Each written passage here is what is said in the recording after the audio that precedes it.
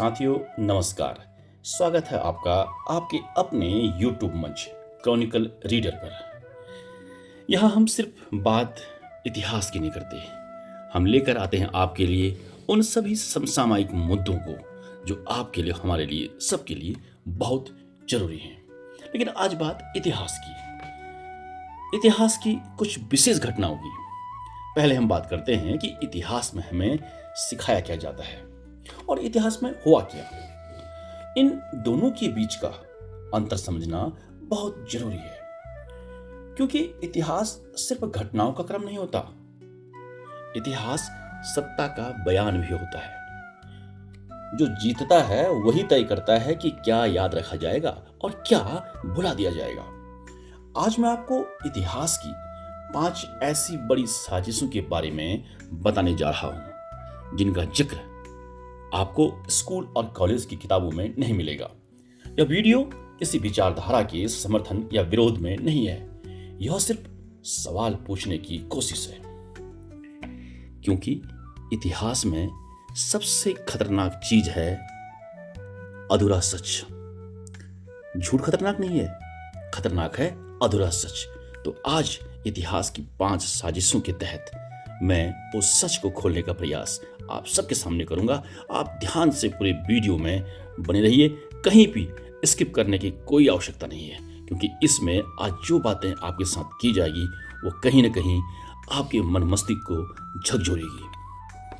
1857 की क्रांति को गदर में बदलने की साजिश। जरा आंख बंद करके 1857 के भारत की कल्पना कीजिए। न बिजली, न रेडियो, न अखबार हर गांव में। जानकारी मुंह से मुंह फैलती थी। अंग्रेजी राज हर जगह एक जैसा नहीं था, लेकिन एक बात हर जगह समान थी, असंतोष। किसान परेशान था, जमींदार नाराज था, राजे महाराजे अपमानित थे, सिपाही असुरक्षित थे और सबसे बड़ी बात, भारत पहली बार यह समझने लगा था कि सत्ता हमारी नहीं है। अब जरा यहां रुकिए। इतिहास की किताब आपको यह माहौल नहीं बताती, वो सीधे एक घटना पर आ जाती है, कारतूस। लेकिन कोई भी बड़ा विस्फोट एक चिंगारी से नहीं, बारूद से होता है। 1857 का बारूद कई सालों से जमा हो रहा था। किताबों वाला इतिहास। आइए अब देखते हैं हमें क्या पढ़ाया गया। स्कूल की किताब कहती है, नई राइफल के कारतूस में गाय और सूअर की चर्बी थी। सिपाहियों की धार्मिक भावनाएं आहत हुई और उन्होंने विद्रोह कर दिया। बस यही कहानी है। अब जरा सोचिए, अगर सिर्फ कारतूस वजह होते तो विद्रोह सिर्फ बैरकों तक सीमित रहता। फिर झांसी क्यों जलती, कानपुर क्यों उठता, अवध क्यों भड़कता, दिल्ली क्यों केंद्र बनती। किताबें यह भी कहती हैं, यह एक असंगठित सिपाही विद्रोह था। यह शब्द ध्यान से सुनिए, असंगठित। अब सवाल पूछिए, क्या बहादुर शाह जफर असंगठित नेता थे? क्या रानी लक्ष्मीबाई असंगठित थी? क्या हजारों गांव अपने आप जल उठे? नहीं, यहीं से साजिश शुरू होती है, असली घटनाक्रम। अब मैं आपको धीरे धीरे वह कहानी बताता हूं जो किताबों में बिखरी हुई है, लेकिन जोड़ी नहीं गई। सबसे पहले दिल्ली उस समय सिर्फ एक शहर नहीं था, वह प्रतीक था। जब सिपाही मेरठ से चले तो उन्होंने किसी अंग्रेज अधिकारी को नेता नहीं बनाया, उन्होंने बहादुर शाह जफर को चुना। अब सोचिए, अगर यह सिर्फ सिपाही विद्रोह था तो एक बूढ़े कवि को सम्राट क्यों बनाया गया? क्यों लड़ाई सत्ता की थी, सैलरी की नहीं? अब झांसी पर आइए। रानी लक्ष्मीबाई को गोद लिए बेटे के बावजूद राज्य नहीं दिया गया। द डॉक्ट्रिन ऑफ लैप्स था एक कानूनी साजिश। 1857 सिर्फ प्रतिक्रिया थी, कारण नहीं। अब अवध को कुप्रशासन का बहाना बनाकर हड़प लिया गया। हजारों ताल्लुकदार एक झटके में बेरोजगार हो गए। क्या वे चुप रहते? नहीं। इसलिए जब आग लगी तो पूरे उत्तर भारत में लगी। अब ध्यान दीजिए, इतिहास इसे असंगठित कहता है, क्योंकि अगर इसे जनक्रांति मान लिया जाता तो अंग्रेज आक्रमणकारी कहलाते, और यही उन्हें मंजूर नहीं था। और ये परसेप्शन आज भी बना हुआ है। सोचिए, इसमें साजिश कहां है? अब आते हैं असली सवाल पर। साजिश विद्रोह में नहीं थी, साजिश व्याख्या में थी। अंग्रेजों ने तय किया, इसे युद्ध नहीं कहेंगे, इसे क्रांति नहीं कहेंगे, इसे स्वतंत्रता संग्राम नहीं कहेंगे। उन्होंने एक शब्द चुना, म्यूटनी। MUTINY, mutiny. म्यूटनी का मतलब क्या होता है? अनुशासनहीनता, बगावत, अपराध, मतलब नैतिकता अपने आप खत्म। अब जरा रुकिए, सबसे खतरनाक बात यह नहीं थी कि अंग्रेजों ने ऐसा लिखा, सबसे खतरनाक बात यह थी कि आजादी के बाद भी हमने वही शब्द जारी रखे। यानी साजिश सिर्फ अतीत की नहीं, वर्तमान की भी है। इसको हम आज से जोड़ने का प्रयास करते हैं। अब आखिरी सवाल, अगर 1857 को हमने सही ढंग से समझा होता तो आज क्या अलग होता? शायद हम सत्ता से सवाल पूछना सीख जाते। शायद हम हार को इतनी आसानी से स्वीकार नहीं करते। 1857 हमें सिर्फ यह नहीं सिखाता है कि हम हारे। 1857 हमें यह बताता है कि हमने कोशिश की, और कोशिश को गदर कहना एक साजिश थी। इतिहास सिर्फ तारीख नहीं होता, इतिहास यह तय करता है कि हम अपने आप को कैसे देखते हैं। और 1857 को गदर कहना हमें कमजोर दिखाने की पहली साजिश थी। अगली साजिश इससे भी गहरी है, प्लासी का युद्ध। साजिश नंबर 2, प्लासी का युद्ध नहीं, सत्ता सौंपने की साजिश। उस समय का माहौल, प्लासी 1757, बंगाल। अब हम 1757 में पहुंचते हैं। यह वह भारत नहीं है जो पूरी तरह गुलाम हो चुका था। यह वह भारत है जहां अभी भी स्थानीय शासक ताकतवर है। बंगाल, भारत का सबसे समृद्ध प्रांत। सोचिए जरा, यूरोप के कई देशों से ज्यादा अमीर, व्यापार, कृषि, नदियां, टैक्सेशन सिस्टम, सब कुछ मजबूत, सब कुछ स्ट्रांग। और अंग्रेज उस समय शासक नहीं थे, वे व्यापारी थे। ईस्ट इंडिया कंपनी एक कंपनी। अब जरा रुकिए, किताबें आपको यहीं से भ्रम में डाल देती हैं। वे दिखाती हैं कि जैसे अंग्रेज बहुत ताकतवर थे, लेकिन सच्चाई यह है कि अगर उस समय भारतीय शासक एकजुट रहते तो अंग्रेज कभी सत्ता में नहीं आते। तो फिर सवाल उठता है, एक कंपनी एक साम्राज्य कैसे बन गई? यहीं से साजिश शुरू होती है। किताबों वाला इतिहास को अगर देखें तो हम देखते हैं कि हमें क्या पढ़ाया गया। किताब कहती है 1757 में रॉबर्ट क्लाइव ने अपनी रणनीतिक कुशलता से नवाब सिराजुद्दौला को प्लासी के युद्ध में हरा दिया। बस, युद्ध, रणनीति, जीत। अब जरा सोचिए, अगर वह युद्ध था तो लड़ाई कितनी देर चली? अगर यह युद्ध था तो कितने सैनिक मरे? अगर यह युद्ध था तो दोनों सेनाएं पूरी ताकत से क्यों नहीं लड़ी? इन सवालों के जवाब किताबें नहीं देती हैं। क्यों? क्योंकि अगर जवाब दिए गए तो युद्ध शब्द खुद गिर जाएगा। समझिए प्लासी के असली घटनाक्रम को, ध्यान से सुनिए। प्लासी में दो सेनाएं थी, एक तरफ बंगाल के नवाब सिराजुद्दौला और दूसरी तरफ ईस्ट इंडिया कंपनी। संख्या देखिए, नवाब की सेना लगभग 50,000 सैनिक, अंग्रेज मुश्किल से 3,000। अब जरा यहां रुकिए, अगर यह युद्ध होता तो परिणाम क्या होता? साफ है, अंग्रेज हारते। लेकिन जो हुआ वह युद्ध नहीं था, वह पहले से तय समझौता था। इस समझौते का नाम था मीर जाफर। मीर जाफर नवाब की सेना के सेनापति थे। उन्होंने गुप्त रूप से अंग्रेजों से सौदा कर लिया था। सौदा क्या था? आप मुझे नवाब बना दीजिए, मैं आपको बंगाल सौंप दूंगा। अब ध्यान दीजिए, युद्ध के दिन मीर जाफर की सेना मैदान में खड़ी रही, लड़ी नहीं, हिली नहीं। और जब सेना नहीं लड़ी तो युद्ध किससे हुआ? उत्तर है किसी से नहीं। यह युद्ध नहीं था, यह सत्ता का ट्रांसफर था। लेकिन किताबों में इसे रणनीति कहा गया है। क्यों? क्योंकि विश्वासघात अगर साफ दिखा दिया जाता तो अंग्रेज कभी नैतिक नहीं दिखते। अब खोजिए साजिश कहां है। अब असली साजिश समझिए। साजिश यह नहीं थी कि मीर जाफर ने विश्वासघात किया। विश्वासघात इतिहास में होते रहे। साजिश यह थी कि इतिहास में विश्वासघात को छुपाया गया। क्लाइव को महान विजेता बनाया गया और मीर जाफर को बस एक नाम बना दिया गया। अब सोचिए, अगर किताबें यह साफ कह देती कि अंग्रेज युद्ध नहीं जीत पाए, उन्हें सत्ता सौंप दी गई, तो क्या होता? अंग्रेज आक्रमणकारी कहलाते। और यही सबसे बड़ी साजिश थी।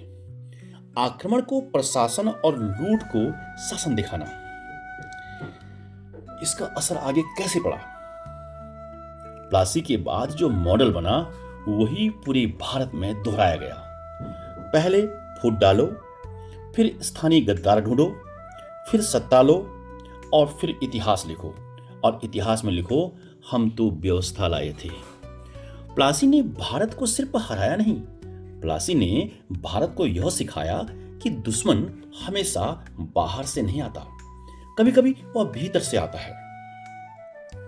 अब प्लासी की इस पूरी घटना को आप आज से जोड़िए। आखिरी सवाल है, अगर हमें प्लासी का सच साफ साफ बताया गया होता तो आज क्या अलग होता? शायद हम यह समझते कि सत्ता सिर्फ ताकत से नहीं बल्कि साजिश से भी ली जाती है। शायद हम यह सीखते कि सबसे बड़ा खतरा बाहर नहीं भीतर होता है। लेकिन इतिहास ने हमें यह नहीं सिखाया और यही इस साजिश की सबसे बड़ी सफलता है। प्लासी एक युद्ध नहीं था, प्लासी एक चेतावनी थी। लेकिन चेतावनियां तभी काम करती हैं जब उन्हें याद रखा जाए, और जब इतिहास उन्हें छुपा देता है तो गलतियां दोहराई जाती हैं। आगे हम बढ़ते हैं एक और साजिश पर। साजिश नंबर 3। आज का युवा बहुत प्रेरित है भगत सिंह से। हम भगत को कैसे जानते हैं? जब भी भगत सिंह का नाम आता है हमारे दिमाग में सबसे पहले क्या आता है? एक तस्वीर, टोपी, मूंछ और फांसी का फंदा। बस अब जरा रुकिए, क्या कोई इंसान इतना बड़ा हो सकता है कि उसकी पूरी जिंदगी एक तस्वीर में सिमट जाए? स्कूल में हमें क्या बताया गया? भगत सिंह एक क्रांतिकारी थे, उन्होंने बम फेंका, उन्हें फांसी हो गई, कहानी खत्म। अब जरा सोचिए, अगर यही पूरी कहानी थी तो भगत सिंह आज भी लोगों को क्यों बेचैन करते हैं? क्यों उनका नाम सिर्फ इतिहास नहीं आज की राजनीति में भी डर पैदा करता है? यही साजिश की शुरुआत होती है। तो समझिए किताबों वाले भगत सिंह को। अब किताबों में भगत सिंह को देखते हैं। वे वहां बहुत सुरक्षित हैं, वे सवाल नहीं पूछते, वे व्यवस्था को चुनौती नहीं देते, वे बस बलिदान देते हैं। किताबों में उनकी सोच नहीं है, उनकी लिखाई नहीं है, उनके सवाल गायब हैं। अब एक सवाल पूछिए, क्या कोई भी सिर्फ बम फेंकने के लिए फांसी चूमता है, या फिर बम फेंकना सिर्फ एक प्रतीक था? किताबें इस सवाल से बचती हैं और बचना यहीं से साजिश बन जाता है। असली भगत सिंह कौन थे? आप ध्यान से सुनिए। भगत सिंह सिर्फ क्रांतिकारी नहीं थे, वे विचारक थे, वे लेखक थे, वे दार्शनिक थे। उन्होंने लिखा, बहुत लिखा, धर्म पर, राज्य पर, सत्ता पर, शोषण पर। उनका सबसे प्रसिद्ध लेख मैं नास्तिक क्यों हूं। अब जरा रुकिए, क्या स्कूल की किताबों में यह लेख पढ़ाया गया? नहीं। क्यों? क्योंकि इस लेख में भगत सिंह ईश्वर से नहीं, अंधविश्वास से सवाल करते हैं। वे कहते हैं अगर भगवान होता तो अन्याय के खिलाफ सबसे पहले वही खड़ा होता। अब जरा सोचिए, ऐसा भगत सिंह किसे चाहिए? न सत्ता को, न व्यवस्था को। इसलिए भगत सिंह को भावनात्मक शहीद बना दिया गया, वैचारिक नेता नहीं। यह एक जानबूझकर की गई कटौती थी। बम, लेकिन मारने के लिए नहीं। अब उस बम की बात करते हैं जिसे भगत सिंह को जाना जाता है। सेंट्रल असेंबली बम फेंका गया, लेकिन क्या किसी की जान गई? नहीं। क्यों? क्योंकि बम मारने के लिए नहीं था, वह बम सुनाने के लिए था। भगत सिंह ने खुद कहा, बहरों को सुनाने के लिए धमाके की जरूरत होती है। अब जरा रुकिए, अगर उनका उद्देश्य हत्या होता तो वे भाग सकते थे, लेकिन वे रुके, गिरफ्तार हुए। क्यों? क्योंकि वे चाहते थे कि अदालत उनका मंच बने। वे चाहते थे कि जनता उनकी बात सुने। यह आतंकवाद नहीं था, यह राजनीतिक संवाद था। लेकिन किताबें इसे सिर्फ बम कांड कहती हैं। यहीं से अधूरा भगत सिंह तैयार किया गया। पहचानिए, साजिश कहां है? अब असली साजिश समझिए। साजिश यह नहीं थी कि भगत सिंह को फांसी दी गई।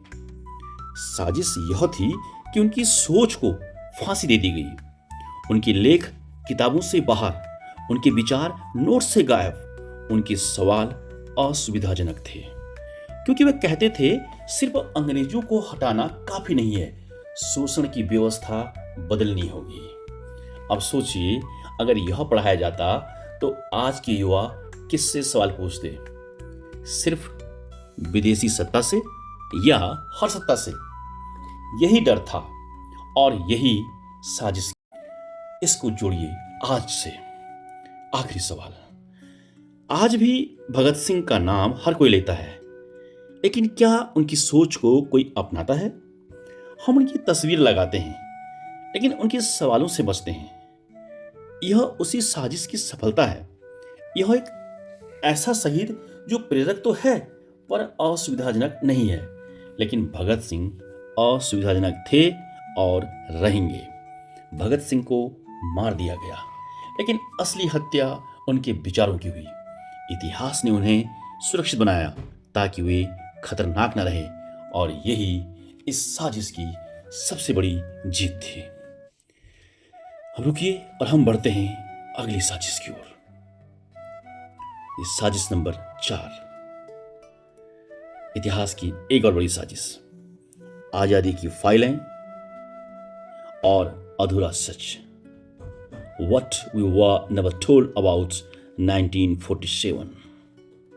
एक तारीख या एक कहानी। हम सब जानते हैं 15 अगस्त 1947, आधी रात, तिरंगा, भाषण, खुशी, बस यहीं तक। अब जरा रुकिए, क्या कोई भी देश इतनी बड़ी आजादी इतनी आसानी से पा सकता है? क्या इतिहास इतना सीधा होता है जितना हमें बताया गया है? क्योंकि अगर ऐसा होता तो आजादी के साथ इतना खून क्यों बहा, इतनी लाशें क्यों गिरी, इतनी फाइलें क्यों आज भी बंद हैं? यहीं से साजिश नंबर 4 शुरू होती है। हमें पढ़ाया गया, क्या पढ़ाया गया? किताबों में लिखा है ब्रिटिश शासन कमजोर हो गया था, द्वितीय विश्व युद्ध के बाद वे भारत नहीं संभाल सके। सुनने में बहुत सभ्य बात लगती है, जैसे अंग्रेजों ने खुद ही थक कर देश सौंप दिया। अब एक सवाल, क्या कोई साम्राज्य इतनी आसानी से अपनी सबसे बड़ी कॉलोनी को छोड़ देगा? क्या ब्रिटेन इतना भोला था, या फिर कहानी का बड़ा हिस्सा कहीं गायब है? किताबें यह सवाल नहीं पूछती, और जब सवाल ना पूछे जाएं तो साजिश अपने आप सुरक्षित होती है। असली खेल फाइलों के भीतर। आप ध्यान से सुनिए। 1940 से 1947 के बीच हजारों फाइलें बनी। ब्रिटिश कैबिनेट फाइलें, इंडियन ऑफिस रिकॉर्ड्स, खुफिया रिपोर्ट। इनमें क्या था? इनमें था भारत को कैसे बांटना है, किसे सत्ता देनी है, सेना किसके हाथ में रहेगी, संसाधन कौन ले जाएगा। अब जरा रुकिए, हमें बताया गया कि भारत पाक विभाजन अचानक हुआ, लेकिन फाइल बताती है यह सालों पहले तय हो चुका था। रेड क्लिफ लाइन केवल नक्शा नहीं थी, वह एक रणनीतिक कट थी। जहां नदियां जाएं, जहां सेना पहुंचे, जहां दंगे हो। अब सोचिए, अगर सब अचानक था तो इतना सटीक रेखा कैसे खींची। हिंसा संयोग थी या योजना थी। 1947। अब उस हिस्से पर आते हैं जिसे सबसे ज्यादा चुप ढक दिया गया। विभाजन की हिंसा किताब कहती है लोग उग्र हो गए, भावनाएं भड़क गई थी, बस। लेकिन फाइलें कुछ और कहती हैं। कई जगहों पर पुलिस को पीछे हटने का आदेश, सेना देर से पहुंची, हथियार अचानक उपलब्ध। अब एक सवाल, क्या यह सब अपने आप हुआ या फिर हिंसा को होने दिया गया? क्यों? क्योंकि हिंसा लोगों को इतना डरा देती है कि वे सवाल पूछना भूल जाते हैं और सत्ता चुपचाप हाथों हाथ बदल जाती है। सबसे बड़ी फाइल जो आज भी बंद है। दोस्तों, जरा ध्यान से सुनिए। आज भी कुछ फाइलें हैं जो पूरी तरह सार्वजनिक नहीं हुई। क्यों? 70 साल से ज्यादा हो गए। तो डर किस बात का है? डर इस बात का है कि अगर ये फाइलें खुली तो हमें पता चलेगा कि आजादी दी नहीं गई, सत्ता हस्तांतरित की गई शर्तों के साथ। और कुछ शर्तें आज भी चल रही हैं, आर्थिक, सैन्य, राजनीतिक। इसलिए आजादी को एक उत्सव बना दिया गया, एक जांच नहीं। यही साजिश की सबसे बड़ी चाल थी। इसको यदि हम आज से जोड़ें, वर्तमान से जोड़ें, तो एक बात मैं कहूंगा, इस साजिश की जो आखिरी बात है, जब भी कोई पूछता है ब्रिटिश इतने अच्छे कैसे हो गए, तो जवाब होता है इतिहास ऐसा ही था। नहीं, इतिहास ऐसा नहीं था। इतिहास ऐसा बताया गया, क्योंकि सच अगर पूरा हो जाए तो कुछ चेहरों की मूर्तियां गिर सकती हैं, कुछ फैसले देशद्रोह लग सकते हैं। इसलिए फाइलें बंद हैं और सवाल खुले। आजादी एक दिन नहीं थी, वह एक सौदा थी जिसका आधा हिस्सा हमें दिखाया गया और आधा फाइलों में बंद कर दिया गया। और यही साजिश नंबर 4 यानी आजादी की फाइलें और अधूरा सच। और अब इस वीडियो के लास्ट सेगमेंट में हम पहुंच रहे हैं, यानी आखिरी साजिश, इस वीडियो की साजिश नंबर 5, जो इतिहास ने हमसे छुपा कर रखा है। राष्ट्रवाद, nationalism. How nationalism was manufactured not born. राष्ट्रवाद का निर्माण या फिर इतिहास या प्रोपेगेंडा। एक सवाल से शुरू करते हैं। आपसे पूछा जाए, सर आप देश से प्यार क्यों करते हैं, तो जवाब क्या होगा? मेरी मिट्टी, झंडा, मेरी संस्कृति, बलिदान। जरा रुकिए, ठहरिए। क्या यह प्यार आपके भीतर अपने आप पैदा हुआ था या किसी ने धीरे धीरे आपके भीतर डाला? सोचिए, क्योंकि भावना कभी अचानक नहीं आती, उसे सिखाया जाता है। और यहीं से साजिश नंबर 5 शुरू होती है, किताबों वाला राष्ट्रवाद। हमें स्कूल में क्या बताया गया था? भारत प्राचीन काल से एक राष्ट्र था। अब जरा सोचिए, जब नक्शे नहीं थे, सीमाएं नहीं थी, पासपोर्ट नहीं थे, तो राष्ट्र कैसे था? राज्य थे, राजा थे, संघर्ष थे। लेकिन राष्ट्र एक आधुनिक विचार है। फिर भी किताबें इसे हजारों साल पुराना बताती हैं। क्यों? क्योंकि अगर राष्ट्र पुराना साबित हो जाए तो सत्ता प्राकृतिक लगने लगती है। यहीं से इतिहास प्रोपेगेंडा बनाता है। चलिए और बढ़ते हैं किताबों की ओर। राष्ट्रवाद किसने बनाया? बहुत ध्यान से सुनने की जरूरत है। राष्ट्रवाद यूरोप से आया, फ्रांस, जर्मनी, इटली। वहां भी यह भावना राजाओं ने नहीं, राज्य ने बनाई। कैसे?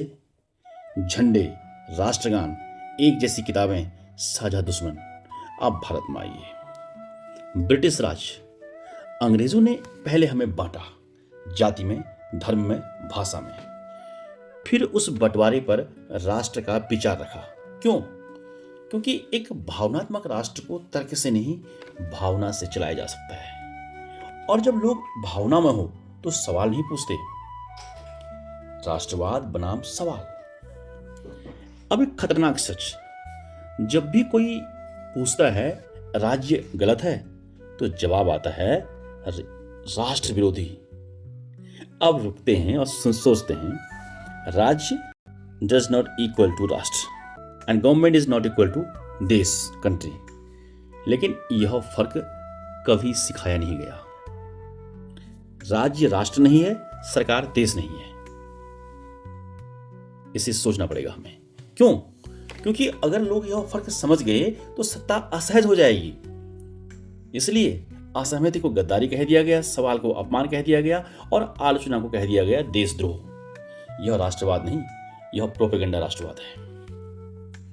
इतिहास को कैसे बदला गया, यहां समझने की जरूरत है। थोड़ा इतिहास की सर्जरी हम समझते हैं। कुछ चीजें बढ़ा दी गई, कुछ काट दी गई, जटिलता हटाई गई, विविधता मिटाई गई, संघर्ष छुपाया गया, एक सीधी कहानी बनाई गई। हम हमेशा एक थे, हम हमेशा महान थे, हमें हमेशा खतरा था। यह कहानी सुकून देती है, लेकिन सच असुविधाजनक होता है। इसलिए सच को धीरे धीरे हाशिए पर डाल दिया गया। अब अंतिम पड़ाव में, ये अंतिम के अंतिम पड़ाव में, इसको हम आज से जोड़ते हैं, वर्तमान से जोड़ते हैं। आज देखिए, आज राष्ट्रवाद प्रश्न नहीं करता, आदेश देता है। सोचता नहीं है, महसूस कराता है। और जो महसूस करता है वह सवाल नहीं करता। यही सबसे सफल साजिश है। एक ऐसा राष्ट्रवाद जो लोगों को एक करता है लेकिन सोच से दूर रखता है। राष्ट्र से प्यार गलत नहीं है, लेकिन बिना सवाल राष्ट्र से प्यार खतरनाक है।